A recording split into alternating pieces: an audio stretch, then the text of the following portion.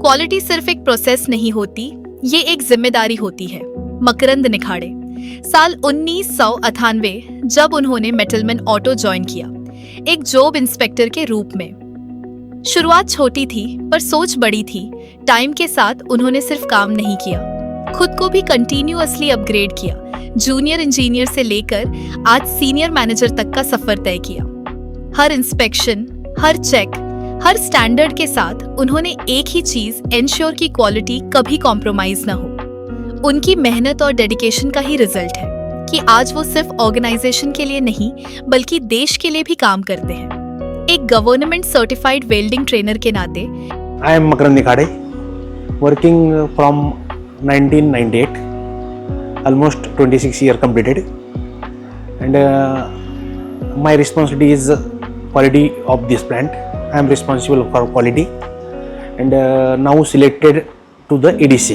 तो सर मेटलमैन में आपकी शुरुआत कैसे हुई? सर मैं जब 1998 में ज्वाइन हो गया तो उस टाइम मैं as a job inspector join हो गया क्वालिटी का इंस्पेक्शन करने के लिए। उस टाइम मेरा क्वालिफिकेशन था ITI। उसके बाद मेरा रोल चेंज होते गया मिडलमैन में, और इसमें मैं जूनियर इंजीनियर से लेके अभी सीनियर मैनेजर तक पहुंचा हूं। जो कि मेरा क्वालिफिकेशन जो है, जो अर्न एंड लर्न बोलते उस टाइप से मेरा जब काम चल रहा था तो जब मेरे को पेमेंट मिल रहा था उस टाइम 1878 रुपये, 78 रुपये। तो उस टाइम से पहले 5 साल मैंने पूरा फर्स्ट सेकंड थर्ड शिफ्ट में काम किया है, क्वालिटी में काम किया है।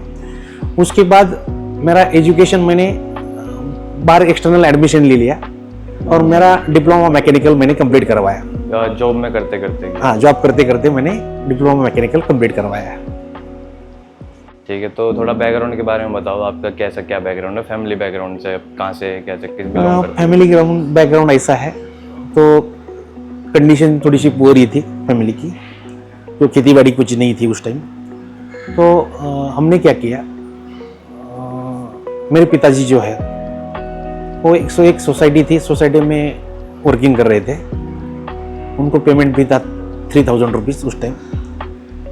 तो उन्होंने और मेरे माताजी दूसरे के खेत पे काम करते जाती थी, और खेत में काम करते करते उन्होंने दोनों ने मिल के मेरे को पढ़ाया। मैंने ITI करवाया उस टाइम।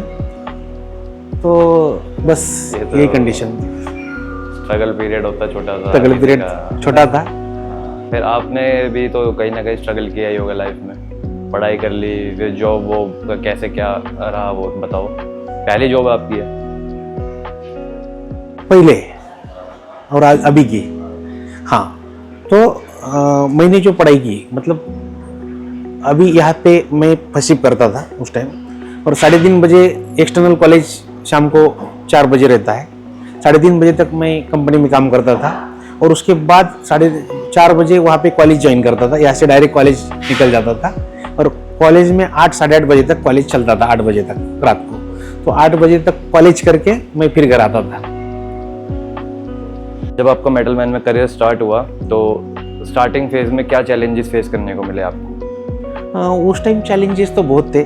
जैसा कि सबसे मेरा जो क्वालिटी का रोल था, उस टाइम क्वालिटी के जो सप्लायर थे वो सप्लायर डेवलप नहीं हुए थे। पार्ट के जो कंडीशन थी वो पार्ट रोस्ट खराब कंडीशन थी। और जब लाइन पे अगर देखा जाए तो उस टाइम जो मैन पावर था वो मैन पावर फिक्स नहीं था, और मैन पावर मिलता भी नहीं था। बहुत खोज के मैन पावर लाना पड़ता था। अगर आज मैन पावर अपन ने ट्रेन कर दिया, 4-5 दिन में ट्रेन किया, तो वो नेक्स्ट वीक गायब हो जाता था, मतलब ड्यूटी पे आता ही नहीं था।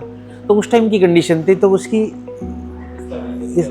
इसका रीज़न ये था कि उस टाइम बहुत ये इंडस्ट्रीज जो थी, ये वालूज MIDC जो थी वो नहीं थी। तो उस टाइम बाहर उनको जो वैकेंसी थी वो बाहर वैकेंसी बहुत थी। तो लोग अभी यहाँ अगर पेमेंट उनको 500 रुपये मिल रहा था तो बाहर उनको 550 रुपये देते तो वो चले जाते थे। ऐसा कंडीशन था उस टाइम। तो इसीलिए मैन पावर का सबसे ज़्यादा प्रॉब्लम था, और मटेरियल का 2 प्रॉब्लम ज़्यादा फेस करने पड़ते थे। और कस्टमर भी उस टाइम, उसका क्राइटेरिया जो था कस्टमर का बहुत टफ था क्राइटेरिया। तो उस टाइम ऐसा था, अगर क्वालिटी ख़राब जाए तो अपना जो फ्रेम जा रहा है, चैसिस जा रहा है, अगर ख़राब गया तो वहाँ पे पूरा के पूरा ट्रक वो कट करते थे। वो ऐसा कस्टमर का स्टैंड लेता था कस्टमर। आज तक हुआ कुछ ऐसा?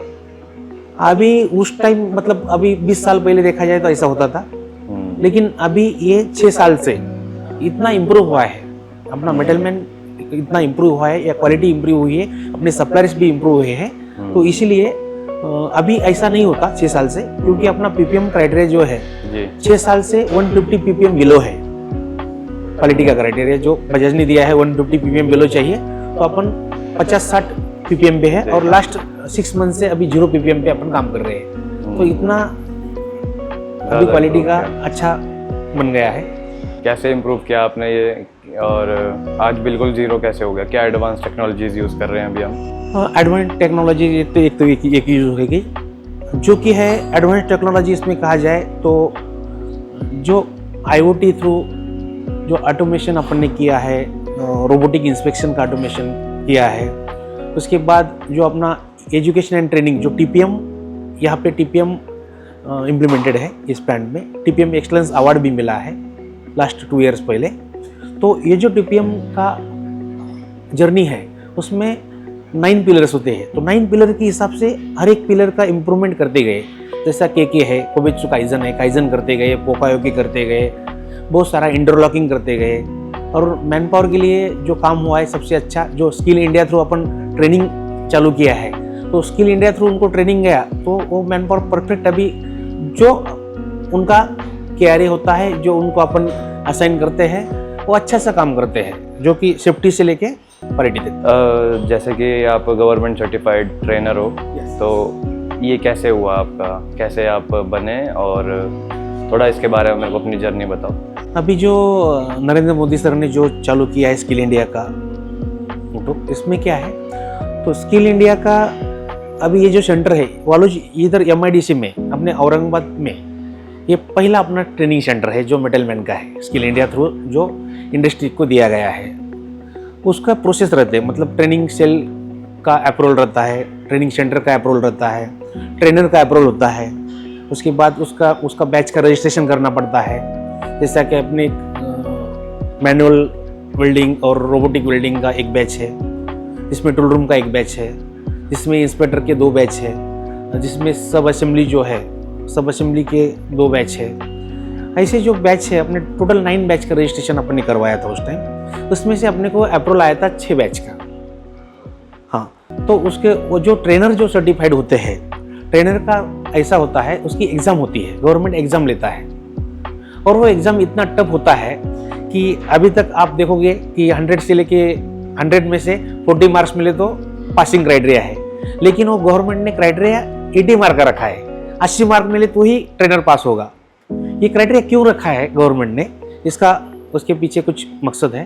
तो इसका रीज़न ऐसा है कि अगर ये ट्रेनर मतलब कॉम्पिटेंट है तो ही वो लोगों को स्किल दे पाएगा और लोगों को अच्छा सा लेवल पे लेके जाएगा।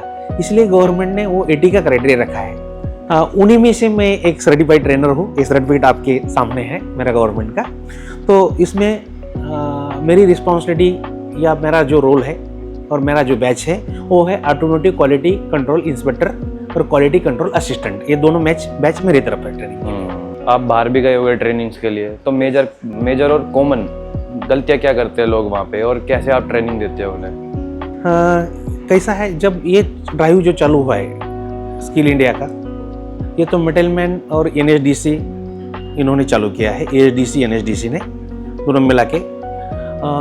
लेकिन अभी जो बजाज ने जो ट्रेनिंग का हाथ में लिया है कि इंडस्ट्री में पूरा स्किल होना चाहिए, ये बजाज ऑटो जो है और टाटा स्ट्राइव जो है दोनों मिला के कोलैबोरेशन है उनका, और वो ट्रेनिंग का ड्राइव कर रहे हैं। तो जैसे स्किल इंडिया सर्टिफाइड ट्रेनर है, वो ट्रेनर का लिस्ट उन्होंने लिया है जो भी ट्रेनर सर्टिफाइड है, और उनको जहाँ जहाँ पे समझो Tier 2 पे, सप्लायर के एंड पे, या college ITI college, engineering college, वहाँ पे भी वो ट्रेनिंग का प्लान करते हैं।